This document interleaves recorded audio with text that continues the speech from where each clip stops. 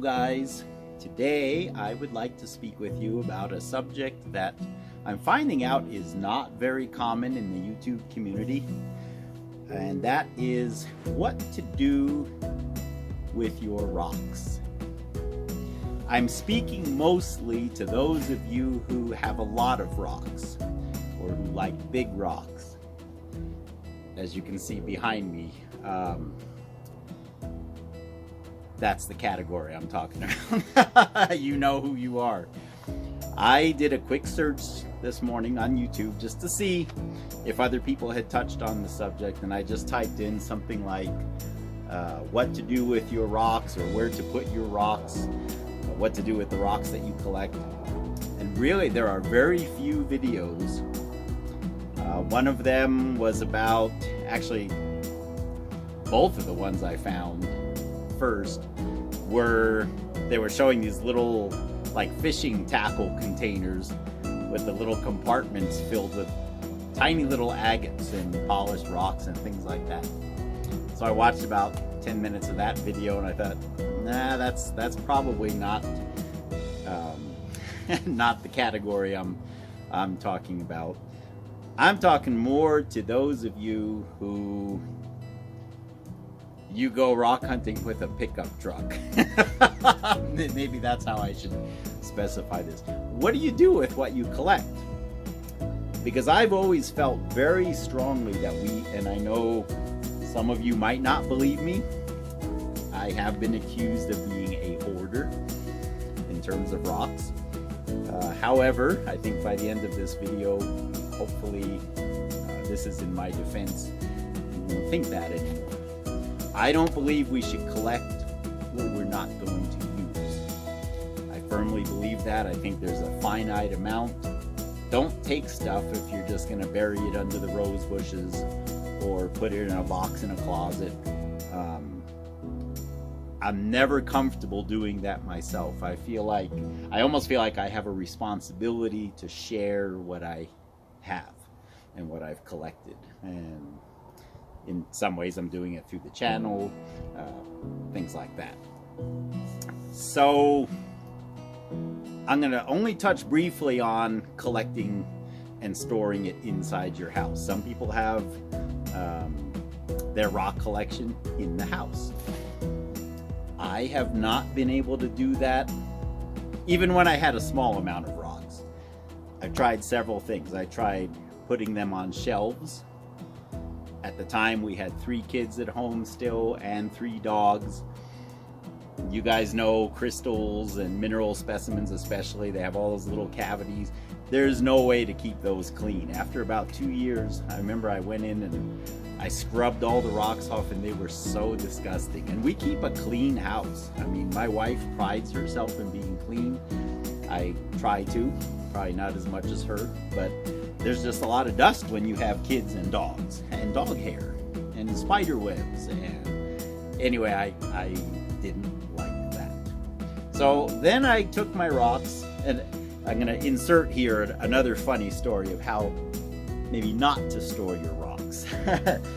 Continuing on the subject of inside the house. If you're going to have them on shelves, if you're going to have them in something, make sure it's rated for heavy items, because it could be very dangerous. Look up the statistics of how many people die every year just under bookshelves falling on them, or dressers. They open all the drawers and the dresser topples over on them. It's really amazing that happens that often. So I've got a funny story I'm going to share with you. I'm going to insert it here. Rocks take up a lot of space, and usually we want to put them where we can see them. Make sure you don't ever put them in your dresser. When I was probably 10 or 12 years old, no, I must have been like 12, because that's how old I was when we lived in that house that I'm remembering. I did this just to recreate the scene, but I'm hoping it doesn't result in the disaster that we had. So I thought I was smart. I'd put the rocks in my top drawer. I filled up the dresser drawer and it got full about like this. And I remember I was trying to shove in One more rock. You know, that's always a rock hound's demise, is when you catch yourself saying, just one more rock. And sure enough, the top drawer went down. And of course, once it had the momentum, it snapped every drawer below it, and literally the whole thing exploded. And the top drawer was fairly intact. All the rocks were still in it, and it was just flat on the ground with the dresser under it. Anyway, you can see I have some cool rocks in here. But whatever you do, do not put your rocks in your dresser. Okay, I hope that made you laugh as much as I laughed remembering it. I'm still laughing about it. My dad, bless his heart. He's passed on now. I wish I would have thought of remembering this to him in his later years. He probably would have laughed as well.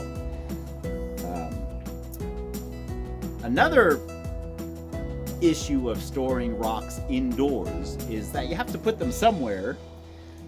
And if shelving or obviously dressers don't work, because shelves, you know, if you have the right kind of, it usually takes a lot of money, but you could buy shelves that are made for rocks. They have glass doors. It's like a sealed environment inside, and they don't get so dusty. If you can't do that, you're probably going to resort to buckets or boxes, whether it be in your house or whether it be in your garage. Cardboard boxes, I'm not going to touch on too much. I think we're all familiar with them. No matter how sturdy they seem, inevitably they get wet. The tape wears out. They bulge, and basically the box ends up looking like a giant ball after about 5 years of moving it around, and they're heavy.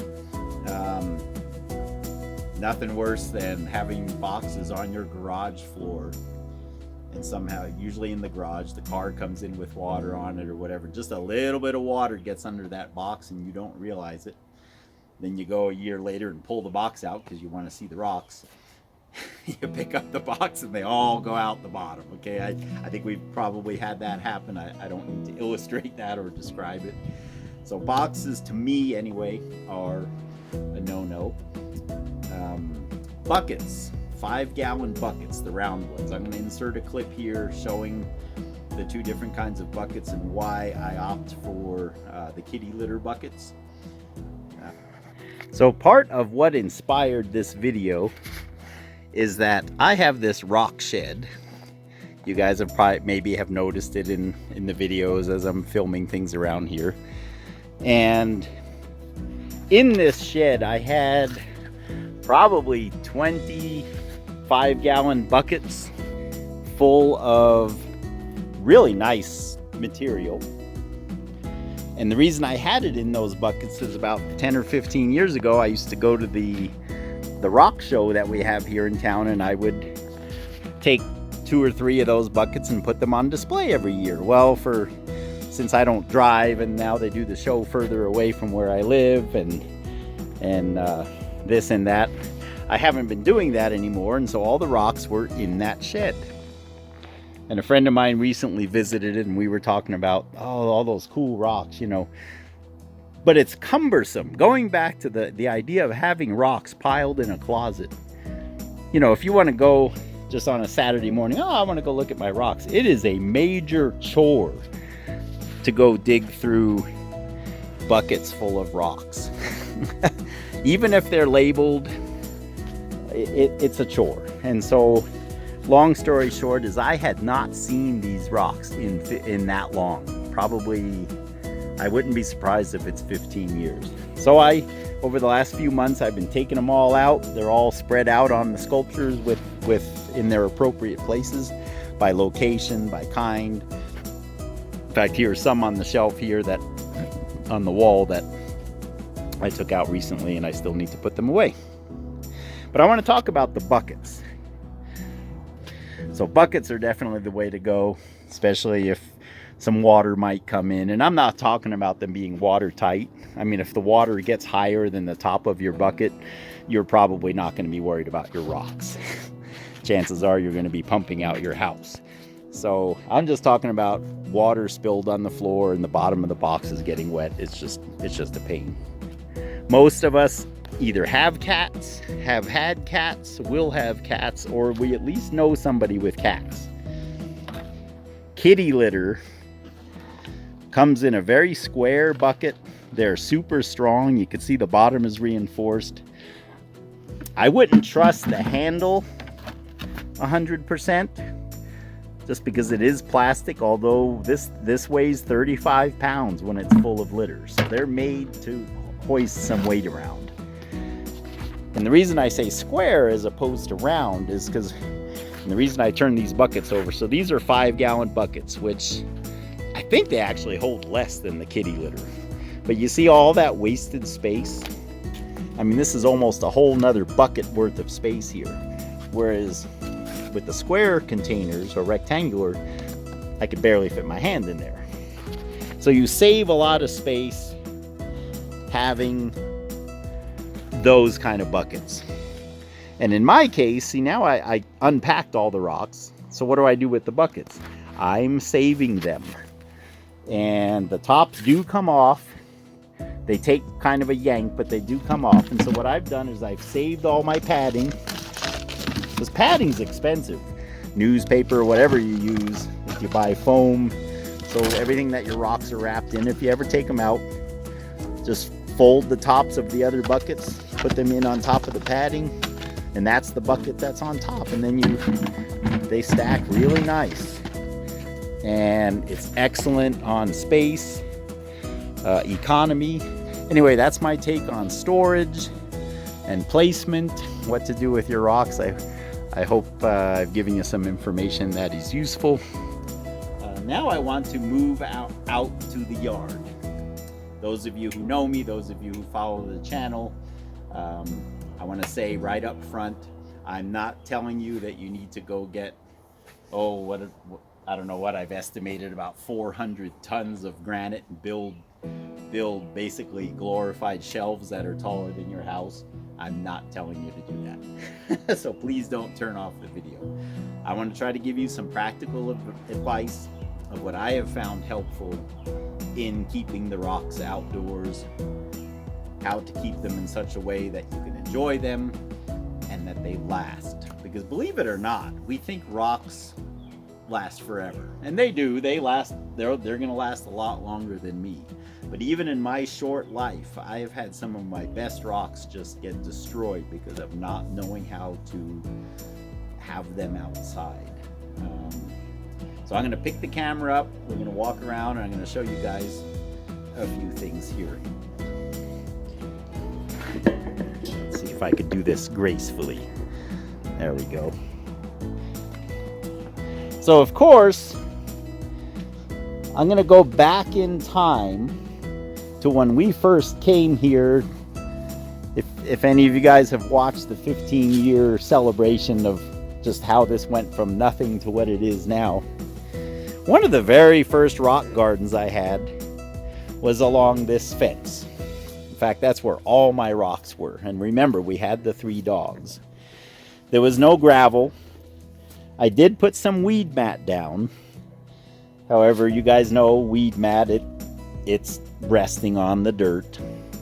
And so I had the rocks resting in the dirt, basically. And the ones that were more fragile, the frost just destroyed. And they got dog pee on them and buried in leaves. It wasn't good.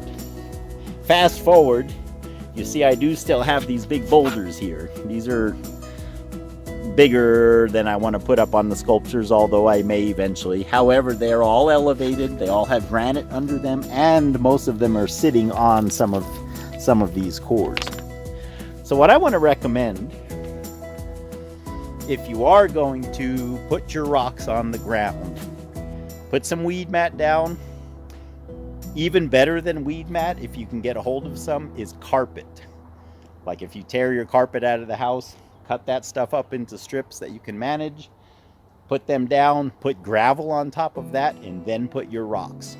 I'm talking like pea gravel, some kind of gravel that you don't care about, obviously, and that's not expensive. Put that down and then put your rocks. It really makes a difference. You'd be surprised. So then, as time went by, of course, I started to build the sculptures, and I put the rocks. For example, this sculpture here, this is all rocks from the Poudre River. That's one of the things I'm doing about organization, is as time goes by, I'm trying to organize the rocks at least by location. But still, I had some problems. This kept them out of the water for the most part. But here in Colorado, at least, we have very strong temperature changes. In the winter, it can be 20 below zero, sometimes 30 below, although that's very rare.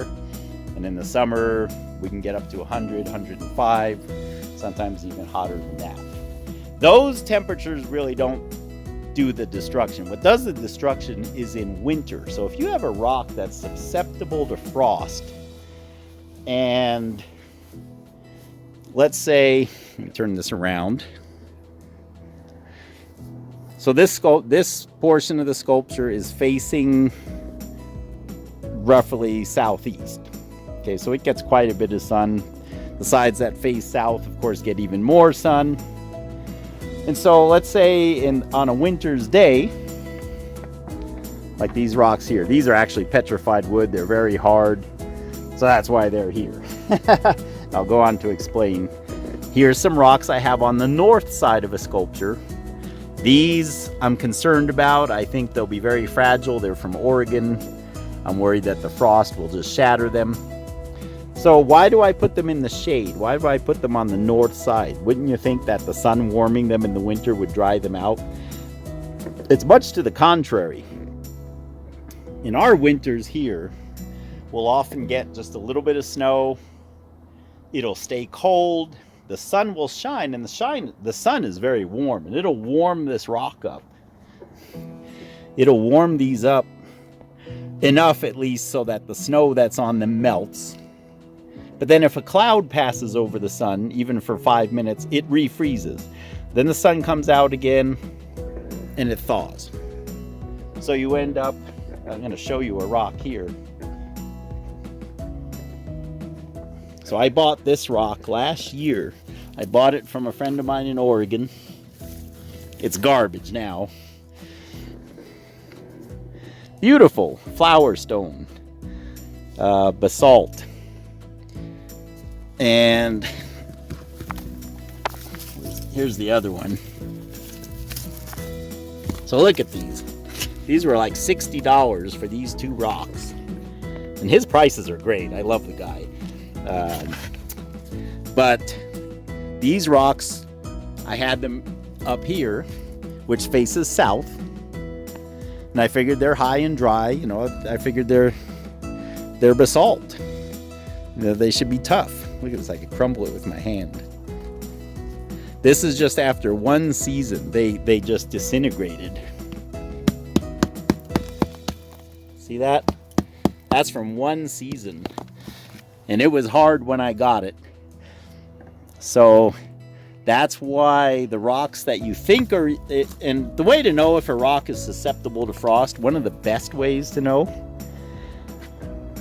turn this around again, is if the rock sounds chalky, like you bang on it and there's no ring, there's no, that tells you that rock may, not necessarily always, but may be susceptible to frost.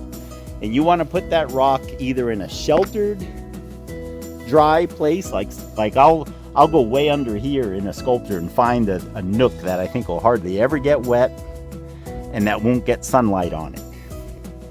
And the rocks last a lot longer. They'll at least last the rest of my life, taking those precautions. So I hope that makes sense to you about the frost. You want to keep your rocks where the temperature's as stable as possible. If they're frost sensitive, keep them on the north side rather than on the south side so that they don't get that 10 freeze thaws every day during the winter. You know, at least if they only freeze and thaw once, that'll slow the process down. But if they're in the sun, that sunlight will warm the rock up 100 times during the day and refreeze. So one option I wanted to bring up and present to you guys, if you did like the idea back here of the sculptures and having the rocks up up high like that. These are 2 foot by 2 foot concrete patio stones that I bought from Home Depot. I bought them on sale. They were like $10 each, and that's what I used over here to do my patio, if you remember. So I bought them by the pallet because it was a lot cheaper. I think that's why they were $10 each. And I had some left over. I did a path in the front, and I still had some left over. So you can see this is, of course, the bottom portion of this shelf is granite.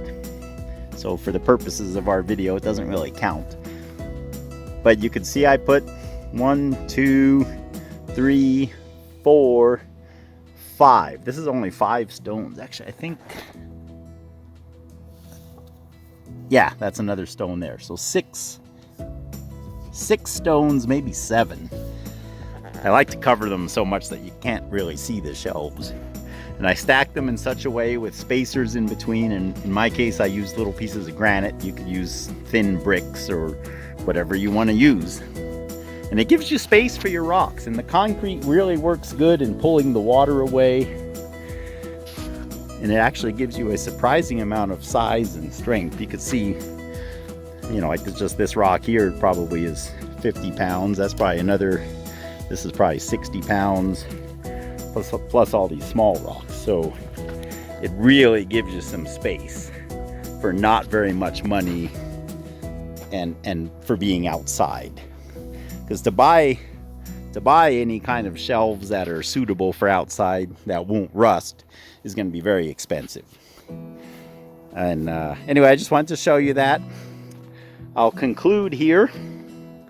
I think I've covered all the bases of where to put your rocks when you go collecting. And of course, in my case, it's a never-ending cycle. You see, because I have the sculptures, and so the sculptures always give me more space, and so that always it justifies me going and getting more rocks. And then I have some rocks in a pile, and then so I need to build another sculpture. So I think I'm done building sculptures, though. I think I have enough. I'm laughing because, like I told you guys earlier, that famous phrase, just one more rock. There's always room for just one more rock. God bless you guys. Thanks for watching.